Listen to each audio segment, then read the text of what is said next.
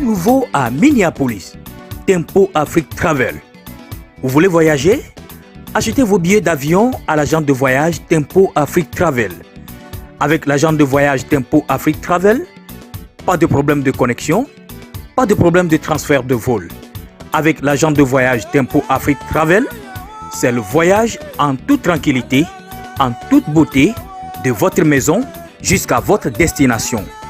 Votre satisfaction est notre plaisir.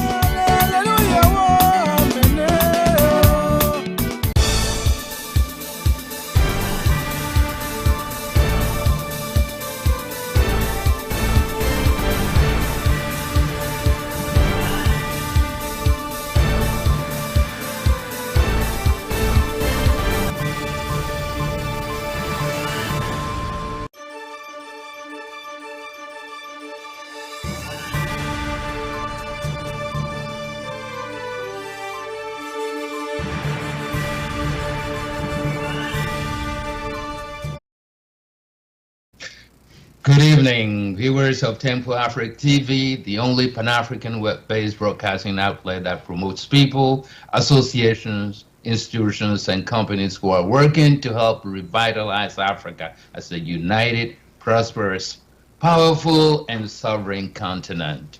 Welcome to our show, What's Up Africa, Que fait l'Afrique. Please join me today in welcoming a very special and very distinguished guest, Sia Barbara Ferguson Kamara. Sia Barbara Ferguson Kamara holds a BS, that's a Bachelor of Science degree in Mathematics and Economics from Johnson C. Smith University, and that's in Charlotte, North Carolina, and a master's degree from Bank Street College in New York. She retired 13 years ago after 21 years as administrator of the District of Columbia, that's Washington, D.C.'s Department of Human Services, Office of the State Superintendent of Education, Early Care, and Education Administration. She served 4 mayors in Washington, D.C. President Jimmy Carter, I must mention this, appointed her Associate Commissioner in the U.S. Department of Health and Human Services with responsibility for the National Head Start Program, the Appalachian Regional Commission Child Development Programs, Child Care Regulations, Research, and Demonstration Programs. She managed a $1 billion budget. From 2010 to 2020, Sia Barbara Kamara was an international early childhood system consultant with the Open Society Foundation's Early Childhood Program in London, England, and the Ministry of Education in Liberia. And you see, our topic today is Education Without Borders, Serving Africa and America. How would you like to introduce yourself, Sia Barbara? Well, I'm a mother, I'm a grandmother, I'm a great-grandmother, I'm a sister, I'm an aunt, I am a friend of many people, and I am a part of a prayer partner team that's been in existence, 7 women, since 1993. And I'm a person, I've had the opportunity to travel throughout the continent of Africa to more than half of the 54 countries. And then I've only missed 2 states in the United States that I have not traveled to. So I'm a young girl who grew up in public housing, but had the opportunity because of my foundation with my parents, my grandfather, to go on and achieve anything that you want to do. And I feel that I've had the opportunity to do that. Yeah, how did you first connect or reconnect with Africa, and what were your first impressions, and what did you take back to America? Well, really my first connections with Africa happened during my childhood. There were two women, a set of twins, African Americans from Wilmington, North Carolina, who in the 1930s went to Sierra Leone as missionaries. Whenever they would come back to Wilmington, North Carolina to visit, my parents knew them and my parents would talk with them. And as I grew older, we would certainly have conversations with them about Africa. I then went on to college, to Johnson C. Smith University, and I became very engaged with the students from around the world, and certainly with the African students. And because you may know that frequently people can't just fly home for Thanksgiving or fly home for the summer. And so I always took African students home with me. And also during college, I was part of the International Students Association. I became very involved in what they were doing. And also because during my days in college was the sit-ins where you're sitting in, going to jail, all of that. They couldn't participate in things like that. They thought they'd better not. So as I was coming to graduation, I'd had enough of going to jail and all of what happened during the sit-ins. And the Peace Corps recruiter came to our campus. And the recruiter said, "Do you think you'd like to join the Peace Corps?" I said, "Well, I don't really know much about it, but only if I can go to Africa." And they said, "Okay." And I went, after my training, I went to Liberia as a Peace Corps volunteer. And I've been going back and forth to Africa ever since that time. I have maintained the connections with my students, with other people who taught in the school. And what did I bring back home? I bring back that we as African Americans, our homeland is Africa. I've had the opportunity to take groups on several trips. Our church took 18 people to Liberia on a mission trip in 2013. We also went to Ghana for an educational trip. But they went to Liberia to serve. I had 4 nurses, 6 early childhood educators, administrators, veterans. Everybody did something there while we were in Liberia for that mission trip. And about half of the group had the opportunity to meet the president, Ellen Johnson Sirleaf, while we were there. And so I've done trips on east, west, north, all parts of Africa. And there's still a few more countries I need to go to. Oh, that's interesting, very interesting. Well, you first connected with Africa earlier than I thought. And oh, ma'am, you do not look your age. I can tell you that right now. Yeah. Thank you. Oh my goodness. Oh, thank you for doing all of that. But let me tell you this. Every time I had something on the floor here in this show, when they're from an English-speaking country, it's not surprising. But when they go to Africa, they always skip the French-speaking part. So you mentioned most of the countries you mentioned are African countries. So next time, please go to Benin, go to Cote d'Ivoire, Senegal. I have spent many days in Cote d'Ivoire. I've been to Senegal. I've been to Guinea. Yeah. So I have. At one point, I was a fluent French speaker because I took French in high school. That was the only French that I had, really. But in Liberia, I was right on the border of Cote d'Ivoire. And so I had more students in one of my math classes from Cote d'Ivoire than I had Liberians. So I was teaching in both English and in French. And in later years, I have been back to Liberia, like during the challenges going on in Cote d'Ivoire. I went to Douala back in... after I worked for President Carter, to help set up a school. So I have been around. Yeah. You are one of those few exceptions, being from America and having traveled to so many French-speaking countries. But I have an answer to that, I believe.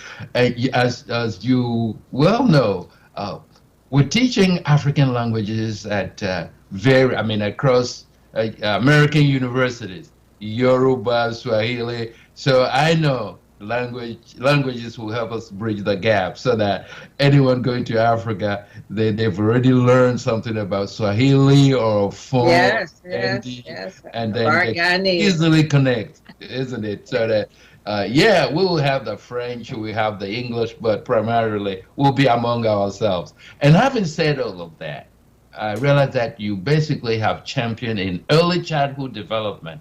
Why education and at that specific level, that is early childhood, in the entire education system? Why? Why? Well, as I indicated when I went to Peace Corps, and you, in talking about my background, you mentioned the mathematics and economics. Yeah. So when as a Peace Corps volunteer, you kind of go and you do what you're assigned to do. And originally, I was in the teaching 5th grade. I had no background in education because I had a pure degree. My goal was to be a scientist, and I took German in college, so I was going to do all of that. But at one point, I was outside of Monrovia about 10 hours in the dry season. In the rainy season, it was at least 2 days. And the Minister of Education said to the principal of our school, you know, this person has a background in math. You have her teaching 5th grade. We're going to move her to the capital. And I told the principal, I said, oh, don't move me. And so he put me in junior high school to teach the math. So I did. I was able to stay and teach math. And our school, I was in a public government school. One of our students who was teaching in the preschool, that, you know, in the morning was grades 3 through 9, and then in the afternoon was ABC, SO, Primer 1, Primer 2, the preschool children. And so one of my 9th graders was not doing well in math, and the school would demote students if they thought they were going to fail the exam. And so I said, but he taught in the afternoon school. He had 80 children in that class by himself, from 3 years old up to 15 years old. That sounds familiar. Yes. And so I said, well, you know what? I'll teach the preschoolers. He can still get his money, and I'll give him extra assignments. And they said, oh, no, we don't let foreigners teach below 3rd grade. I said, well, that's interesting, because I had been treated like a queen. There were signs all along the road, the Black American, because in my Peace Corps group of about 200, there were only 4 African Americans. And I was the only one outside of the capital. And really, I was pleased to be outside of the capital with my 2 roommates who were both Caucasian. And so I said, I can't teach the preschool children. And so I also taught women English in the evenings. And so I told them, they said, oh, yeah. So, but you know what? We're going to fix that. We're going to go and talk to the town chief. And then they went to the paramount chief. And then eventually, after 2-3 months had gone by, I said, you're going to have to demote him, or you need to let me give him some extra work. They finally decided that they had observed me all of these months. They thought that I was a person who understood the African culture, and they would let me teach the preschool children. And so I then had the women who were in my English class, I had them to come in and help me. I mean, 80 children. They spoke 9 different languages. Yeah. So they came in and they helped me, and we were able to move the children along quickly. Their English improved significantly. And then I thought, who in the U.S. even cares about little children? And so when I came back to the States, I spent 4 months in Europe traveling. And I came back to the States. I worked for Peace Corps Washington for Sergeant Shriver, and had a chance to travel to all the states on the East Coast to recruit people for Peace Corps, and all the historically Black colleges across the United States. And I started looking at their education programs. And after that, I participated in an internship sponsored by the Southern Education Foundation out of Atlanta, Georgia. And I told them, and they said, well, you know, to participate in this internship, you have to tell us what you'd like to be doing in 15 years. I said, in 15 years, I want to be the dean of a college of education. So I was sent to a historically black college in South Carolina. I won't call its name. And I was there to study under their dean as an intern and to help them get money. Our main goal was to help historically black colleges get money, but also to look at and participate in activities and experiences that could further you towards whatever that 15-year goal was. Well, when the president of that college, historically black college, found out that I had been a member of SNCC, the Student Nonviolent Coordinating Committee, he had me removed from the campus. Because he said, I'm not going to have a SNCC card-carrying SNCC person at this university. And so I was removed from the campus. So the dean, Dr. Anderson, was really upset. He said there wasn't anything he could do there. He said, but I'm going to talk to the superintendent of schools in one of the schools in South Carolina, school systems. He talked to him, and the superintendent said, yeah, she can serve her internship over here, but she must take the teaching exam on South Carolina soil. And if she does all right on that, then okay. Of course, again, I had no training as an education person, but of course I'd had that experience. I'd traveled all over Europe, all over Africa, over most of the United States. I took the exam. I made the highest score that anyone had ever made in the state of South Carolina. And it's more of the experience than that I had. So the superintendent had me to come. First assignment he gave me, he said, we have a Head Start program. I want you to go and look at that program and come back and tell me what you think about it. I said, oh, now I need to find out what is Head Start. And so I did. I evaluated the programs. I came back. I said, well, this is interesting. I said, all the children are black children. You don't have a black book in the class. Not one book in there has a child that looks like the children. And several other things. I said, the teachers have things high up, too high above the children's head. But mind you, now I had not had my early childhood background. So from there, Dr. Anderson said, maybe that's a good area for you, early childhood. And so that university and that school system applied for and received a grant to train teachers in at the master's level in early childhood education. And the superintendent appointed me as the liaison to that university where they had me removed. And so I worked along with Dr. Anderson. We made a 30-minute film on how you train teachers. I ultimately got to go to the University of South Carolina as a part of my internship. And under police escort, because there were no blacks teaching there, police escort, I went to classes there and worked with two women who had a major impact on my life.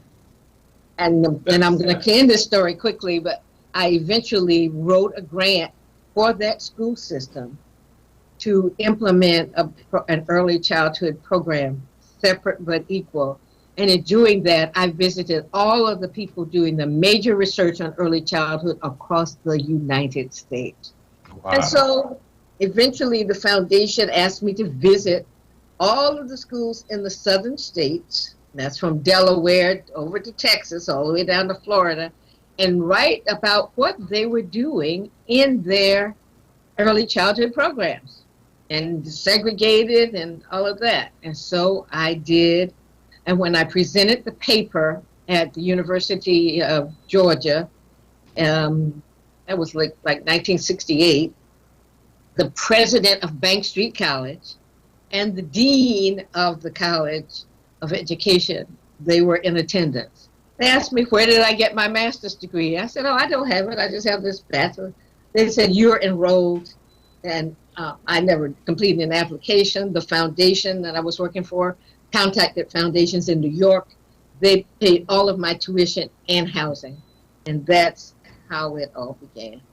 Oh, wonderful, wonderful.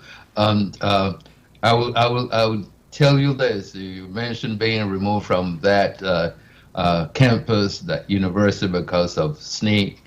let me tell you, Temple Africa TV is a Pan-African TV.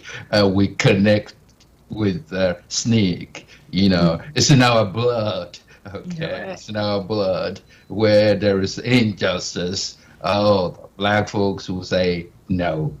Yeah. Absolutely. So we will ask you to help. We're doing fundraising for our TV. At some point, you will share ideas with us how we can raise funds to put this TV on satellite. But No. having said that, President Carter, I've got to go back to that appointment. Yeah. As Associate Commissioner in the U.S. Department of Health and Human Services. Just in a few minutes, can you just tell us what you actually did there then? Just Well, Okay, I had responsibility for the National Head Start program, which is a program for children, low income, low wealth families, for children 3, 4, and 5 years old, helping to prepare them to enter school so that they're prepared to learn as they enter school and in life. That program today is a $7 billion program. When I had it, it was right at almost $1 billion then. I was also responsible for the major research that has followed children from prenatally through 50 years old, some of them now. And so I had the funding for that research. We funded a lot of studies around the country. I also helped with funding demonstration programs for the U.S. military to change what it was doing so that they would provide high quality programs for military, for the Army, the Navy, the Coast Guard, the Marines, and all the branches. So that was a part of my responsibility. And I traveled all over the country speaking to groups around the country and helping people to network and engage families and to try to get more historically black colleges funding to be involved in this major movement, because it is a major movement. Yeah. Oh, thank you for doing that. But now, for America, we need you. Africa, go back to Africa. You're retired, but you're still serving. I am. Every day. Before the show started, you were telling me how you were serving food, through your church, and Right. you're doing so many things. We really appreciate that. I hope everybody around the globe where you've been actually appreciate it. Anyway, Temple Africa TV appreciate you. We heard about you, and that's why we invited you to come and share with our viewers what the good thing you've done around the world, and more specifically, America and Africa. So let's now talk about Africa. Can I just tell you one thing that we did last year that connects the two? Dr. Linda Thomas Greenfield, the Honorable Ambassador Linda Thomas Greenfield, is a friend of mine. Right. And so for the Liberian Independence Day last year, we invited her during our regular service at church, and Jim Butty, who is with Voice of America, who is also a friend of mine, to have a conversation about what was happening in Africa and what people in the U.S. could do. It was an outstanding program. And so this year on July 25th, we will be having another conversation, and Jim will be facilitating it. We'll have the ambassador from Liberia to the United States. We'll have the Minister of Health from Liberia, who will be talking from Liberia, and the person who heads the Liberian Association in the Washington, D.C. area, and the Friends of Liberia. These are former Peace Corps volunteers, all talking about what's happening in Liberia, particularly right now with the coronavirus, and ways that people can be engaged. So it's always that connecting of Africa and education in the U.S. That's wonderful. Next time, we want it to be Friends of Africa, Friends of Benin, Friends of Africa in general, so that you can go anywhere. Okay. Absolutely. Yes. I'm up for that. Very good. And about this the program you're talking about, please don't forget about Temple Africa TV. Invite us so we will join if it is possible. If it's not too late, we'll be interested in joining the conversation, because this is a Pan-African TV. We would like to be a part of it. So, okay, well, let's talk afterwards about how we can help to make that happen. okay, thanks.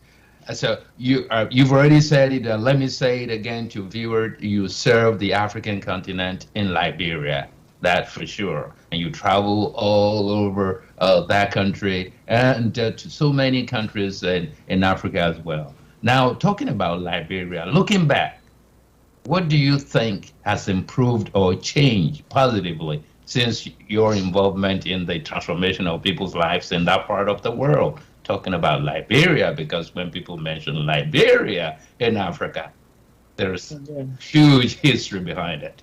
Absolutely, and as a matter of fact, you gave all of my names Kamara. My husband was from Sierra Leone. That's how I got the Kamara name, and I spent time there too. But Ferguson, there were Fergusons who left the United States in the 1800s, in the 1840s, to go to Liberia. They came from the same plantation that where my great grandfather was a slave. So I was able to go there and go to that area where the Fergusons landed, and Bishop Ferguson became an Episcopal bishop, and Cuttington University was established because of Bishop Ferguson.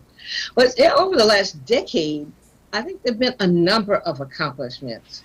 One, I was there under the time for President Sirleaf, and then in the transition to President Weah.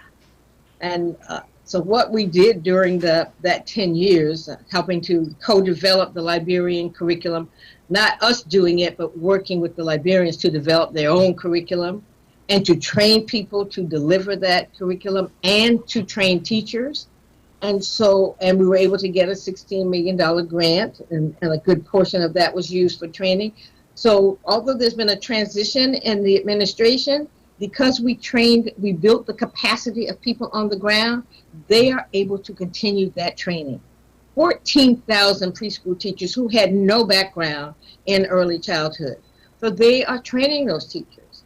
Also during that time, because Liberia had no early childhood degrees in its colleges or universities, they needed some people who could teach. So approximately 20 Liberians were able to get their master's degrees in child development from Haifa University in Israel. They have come back to Liberia. Another person received her degree, a master's in Nigeria, one in Botswana, one at Penn State University. And so they have gone back and are now teaching in the colleges and universities that have established early childhood degree programs. There are 6 colleges and universities that have established programs. I have been working with 18 of the colleges and universities, helping them to move towards that.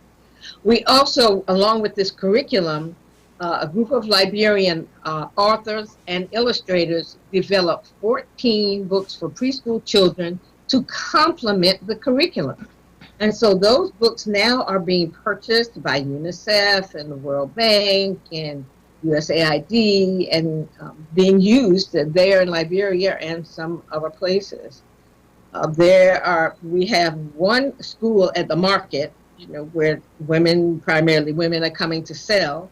And we transformed that school from the walls of dark green to beautiful walls and early childhood settings. And it also has a health clinic there and a mental health practitioner. So for the children in the preschool and the elementary school that's associated with the market, and the parents can come up and utilize those services also. So it's kind of like a one-stop center. And because our church here in Washington, D.C. provided scholarships for the children who were in that school, we sent our money through the Rotary group in Liberia. The Rotarians started going there up 4 flights of marble steps that were all chipped and dirty. And they said, we ought to do something about this. If they could in the U.S. send money here for scholarships to the children shouldn't be in this kind of environment. They were able to get someone to come in, put in the marble steps, redo several things there, and the school didn't have to pay anything. The market didn't have to pay anything. So it's getting people to do for themselves and support each other. So then been those. That's just some of what happened. My biggest joy is that I said, when I walk away from here, you need to know how to do everything that I can do. And so we were able to get national legislation. It established an early childhood bureau. There is a staff there. I was a coach and a mentor to the people in the Ministry of Education. I worked across all ministries because early childhood includes everything, really. Communications. It includes the agriculture. It includes health. It includes mental health. It includes gender. It includes child protection. All of those groups working together to understand that early childhood is the foundation for the ultimate economic development of your country. If you have women who can't read and you have children who are not prepared for school, then who's going to then hold the jobs in the private sector or the government sector? And so we were able to, I think, have a significant impact there. It's going on, it's continuing.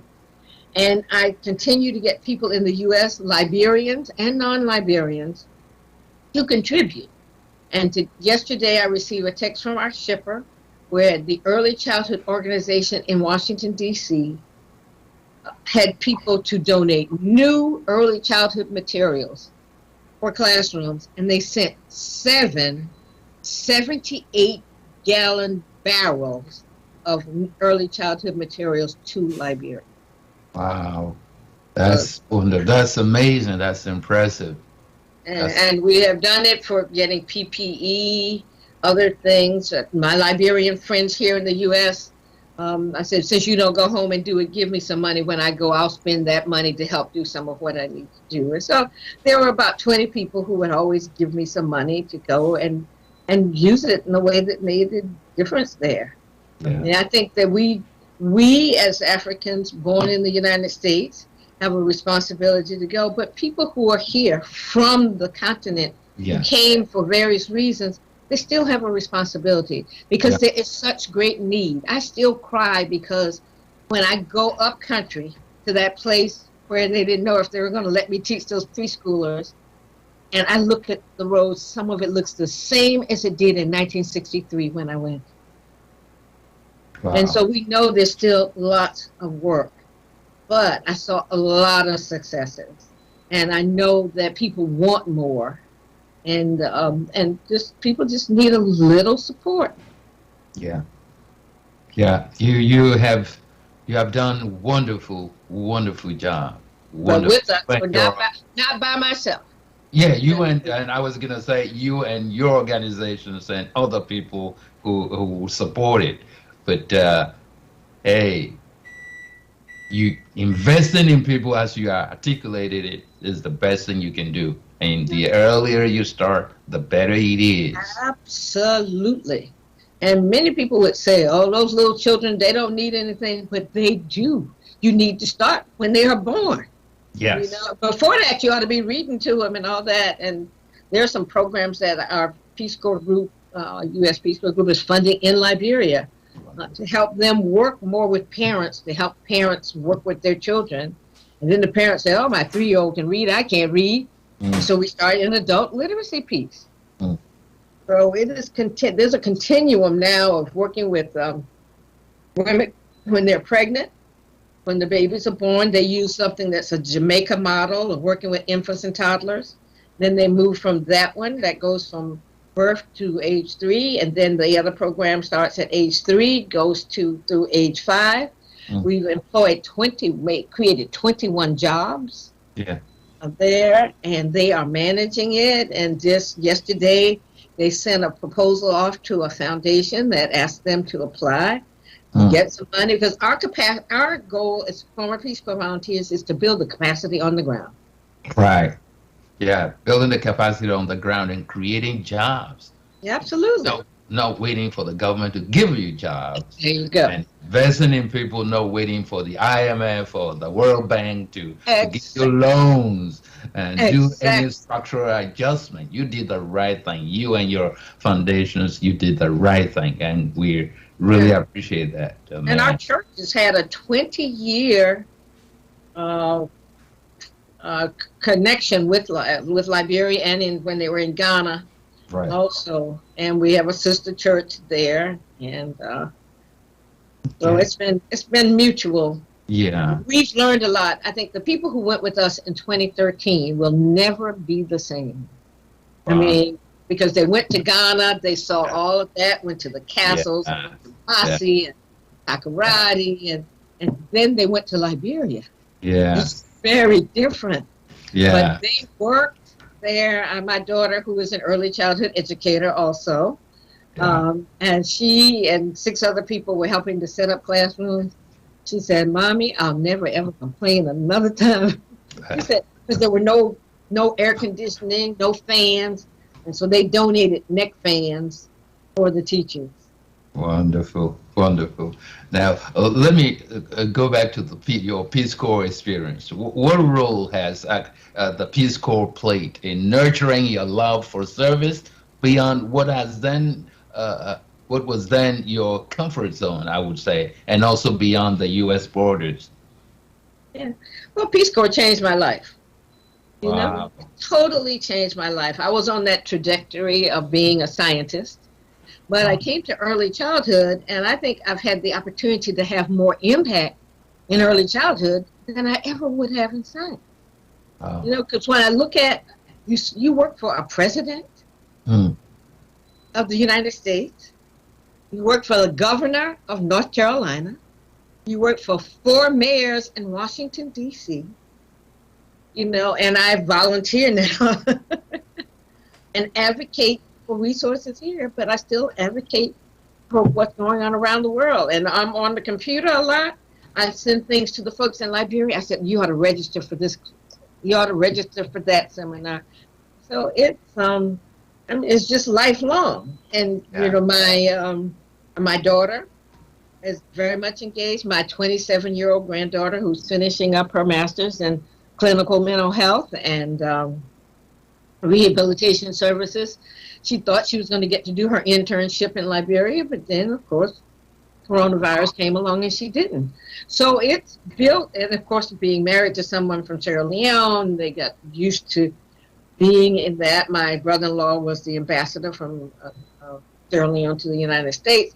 So everybody in this family, all the people at the church, anybody pretty much in my life, Dr. Lee Monroe, who Yeah. has been helping me with some of the work in Liberia. I mean, Wonderful. somebody who is very distinguished Yeah. and somebody I grew up with. I'm much older than he is. Yeah. But so I don't know. I hope that it answers. But it has certainly influenced what I do. For me, I live modestly because I have all that I need. But I know I have been to Soweto and to all over South Africa and to Botswana and to Zimbabwe and to Mozambique and all of those places. And not just in the touristy areas.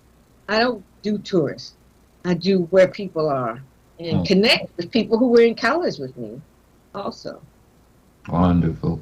You just mentioned Dr. Lee Monroe. What a man, what a man. I tell you. Yeah, still active. And I met Dr. Lee Monroe when I was teaching at Shaw University. At that time, I was chair of the Department of Humanities. He gave tremendous support and worked Absolutely. tirelessly. Mm-hmm. Yeah. And well connected with Africa. He's doing the same kind of job that you're doing, serving, Africa and America. He's been all over the place. Wonderful. Oh, yeah. Wonderful. When they were in Kenya, Yeah. my brother-in-law lives in Nairobi, and so they got to visit with them, meet some more Kamaras. Yes. Yes. Wonderful. Or your Kamara story reminded me of Alice Holly Roots. You have your roots in Sierra Leone. Oh, wonderful. Wonderful. Now, let me ask you this. Having retired from active engagement in all the above, what legacy do you believe younger generations should feed on in pursuit of better education, I should say, in a better world? What they should do. What legacy do you believe younger generations should feed on? What kind of legacy are we leaving in pursuit of better education in a better world? Because that's been the world that you've served in, education, early childhood, et cetera, and all the rest of it. Right. Well, I think my parents and my grandfather, who was a businessman, not well educated, but he was a businessman. He knew how to run businesses. Said, if you get an education, people can't take it away from you. And you ought to think about being in business for yourself, because, working for other people, sometimes they don't have your best interests.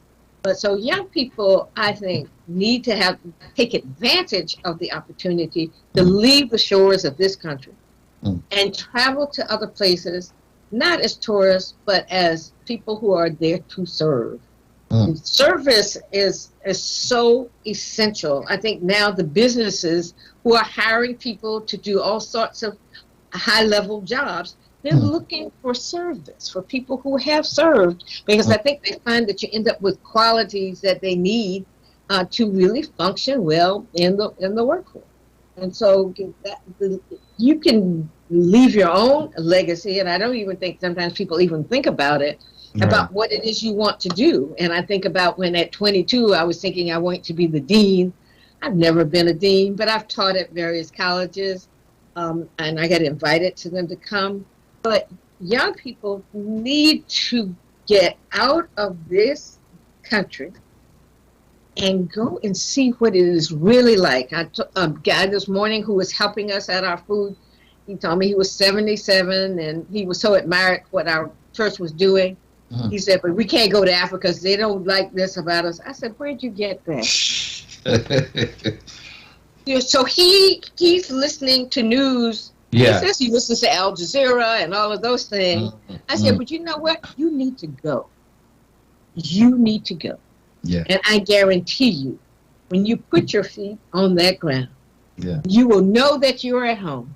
And as you mingle with the people, you'll find that you have been brainwashed by some people. There you go. That is right. Being brainwashed, yes. A lot of people have been brainwashed. That's what it is. I said, no, you don't value you here. And I say, well, if you're complaining because we don't value you here, wait till you get to Africa. It is worse. So to develop that kind of your mindset, it's not their fault. And the solution is to get involved, is to travel, to go set foot on the mother continent. And that's, when I look around at the other consultants in early childhood, when I first was invited to come to Liberia, and they already had 7 early childhood consultants. They had one from Kenya and one from South Africa and somebody from London. The one from Kenya was Caucasian. The one from South Africa was Caucasian. All the other 5 were Caucasian. I was the only consultant of color. And that's because we don't understand that this is a market. Yeah. This is a market for us. We could go and learn and do. People say, I'm going to the Peace Corps. I need to make money. I said, you know what? 2 years, when I'm with there's a group of African-American Black Peace Corps volunteers who we meet every other week. You might want to have some of them on sometimes because some of them talk about the challenges that they faced. Right. There but look at now what they have done. We get first priority for State Department positions, but so people need we have to help people understand differently in their own heads that this is an opportunity. This is a career field, and I encourage students from historically Black colleges and other places to go to the Peace Corps because it's a way to learn. It's an opportunity to. I think you benefit more than almost you give to people because you learn so much about yourself, about what you see the U.S. from a different perspective. Right. I was in Liberia when President Kennedy was assassinated. Wow. We didn't know what was going to happen. Are they going to make us all come back to the States? Who did it? that was, I'll never forget that. Yeah. That we all came together, those of us, there were quite a few of us in the town that I was in, we all came together and listening to the radio. And then we would see what was in the newspaper. And then you see things that, oh, that's not what I saw in that paper from that city in the U.S. You learn a lot. And we need to learn more. And by and through experience. And to also be humble. And to do what it is that there was nothing too that I thought I was too big to do. If whatever was needed, I helped in filing systems. I coached track. Didn't know anything about track except I'd been to the pin relays once in my life. But girls needed something to do, and so that was a way. It took me almost a year before they could let them put pants on, running in a lopper to do the high jump and the broad jump. That didn't really work, but it took a long time for that to happen. But I learned how to track. I took the book, read it, talked to other people, and we set up our track along with some other Peace Corps volunteers. It was a fabulous experience, and I just encourage other people to just step outside, and you just cannot imagine what it can do for you as a person, what you can do for other people, and the real difference that you can make in the lives of so many people. Wonderful. Now let's talk heart to heart.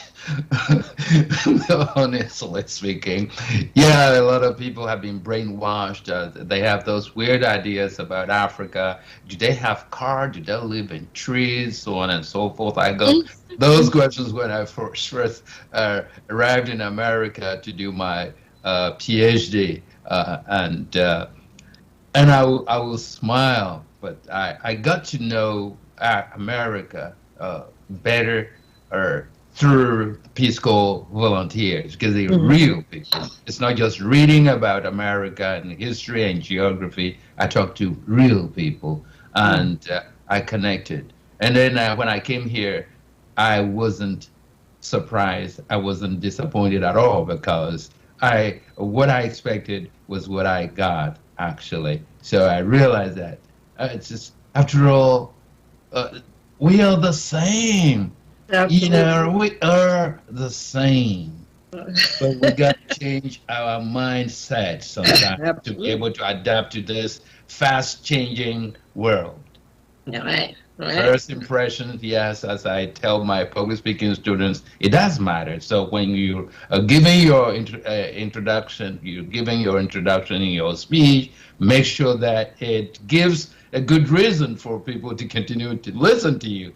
But at the end as well, you want to leave, lasting impression. Absolutely. You've done all of that. Your first contact with Africa, and then you still, I cannot say last, but you've built kind of relationship that will be there forever, because you pass on to other generations, to people, and you're still working on that. Thank you so much for doing that. Yeah. Having said that, what economics put aside, economic development puts aside, what do you still see in Africa? And then you step back and you say, oh, I wish we had that here. Tell me. Well, what do we? Well, I think the way that I see women working together in business, that was very impressive for me. And especially since we've been doing this program where we have been working with the women to help them work with their children. I said, I wish that women here work collaboratively in business. I remember one of our town chiefs had 9 wives, and the paramount chief had 52 wives. I said, oh my goodness. And what I realized that he had the wives, but the wives would bring other younger wives to help do the work, and so they were there doing work, and working collaboratively. Right. And I think I saw a whole lot more of that, even in the midst of the poverty. Right. A lot of the people working together realizing that if we work collaboratively, we can get somewhere and we can support each other. I see a lot of that. But I also see too much of where people have come to the States, know better, and they go back home and they treat people not very nice. Yeah. I think that is not there. I look at, when you go to Ghana, and of course you go down to the castles, and now it says "Welcome home." Yeah. It used to be the door of no return. Yeah. And I said, yes, it is home. And I wish that more people realized that.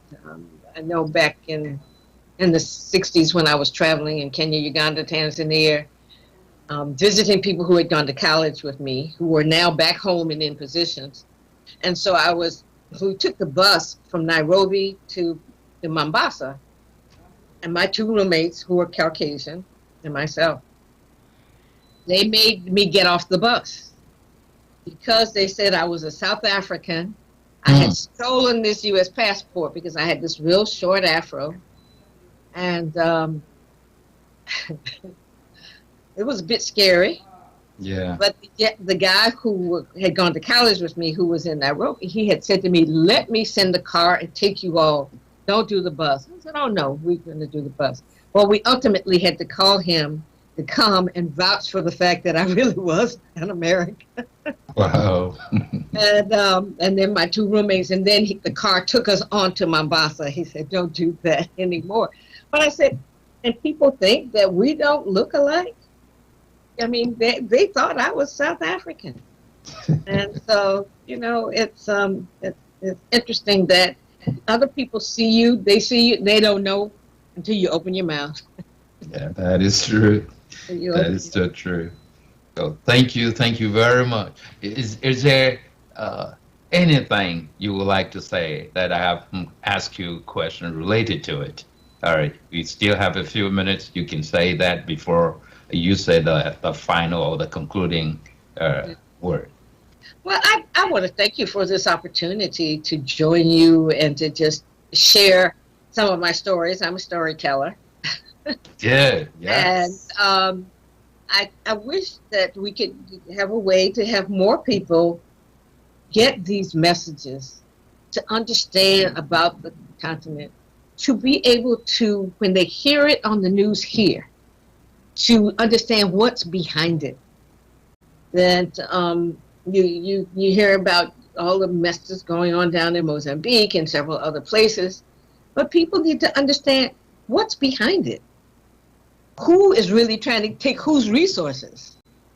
And that's very important for me, that we can begin to have a more objective and really knowledge-filled base of information for ourselves, so that we don't think, oh, those people in Africa, they this, they that, they the other.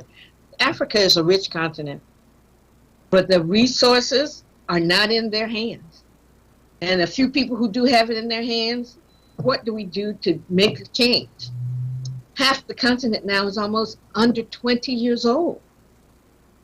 What can we do to help that move along? How do we help create jobs on the ground?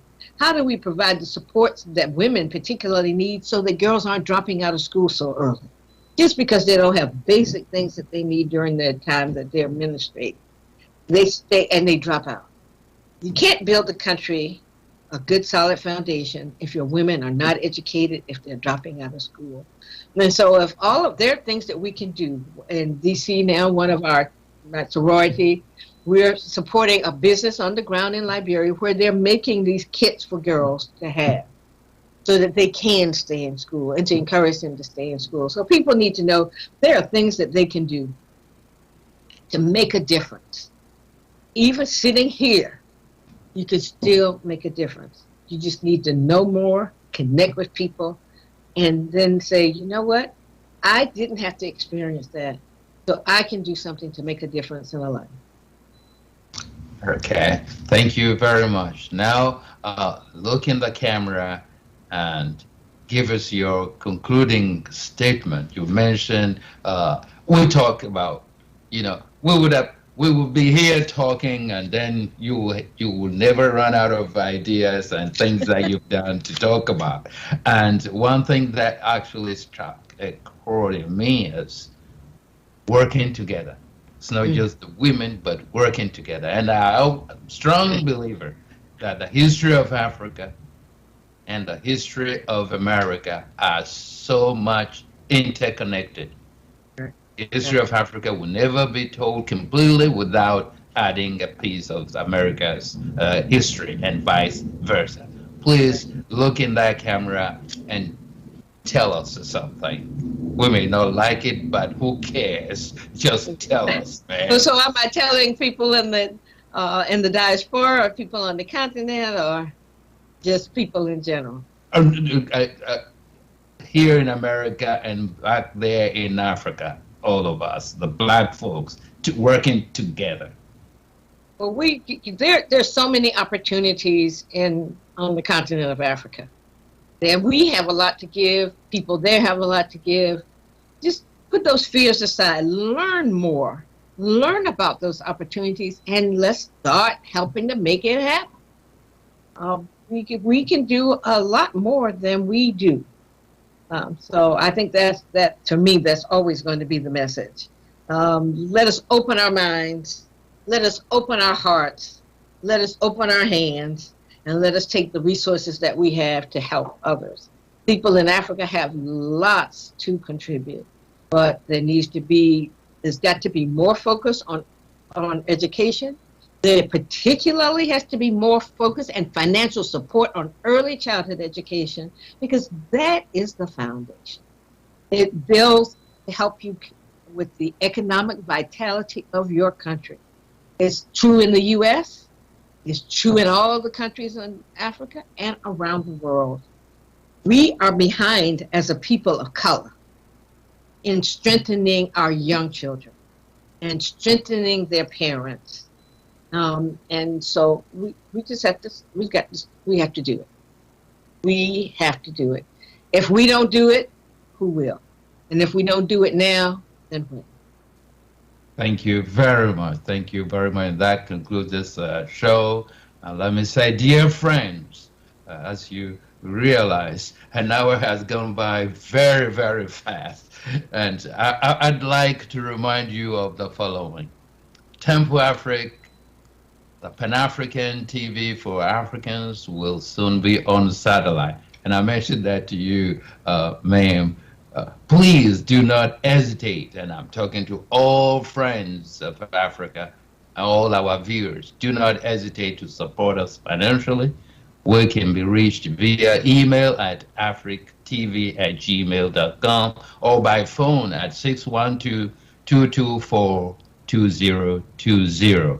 Our show also solicits donation to annually reward and stimulate excellence, innovations and inventions in Africa, for Africa. Voice of Africa has strong faith in Africa's new hope. The best is still ahead, as you said, ma'am, and the sun will rise again. Sister Barbara Ferguson Kamara, thank you for coming to our show. My heartfelt appreciation also goes to all the viewers and our producer, Malik Hall, who's always working tirelessly to make sure we soar like eagles in the sky, but ultimately touch down safely on solid grounds. Right. Humbled and privileged to host this weekly show, ma'am, I'm Prof. Desiree Balubi from Norfolk State University in Virginia, USA. Thank you for watching, and may God bless you all.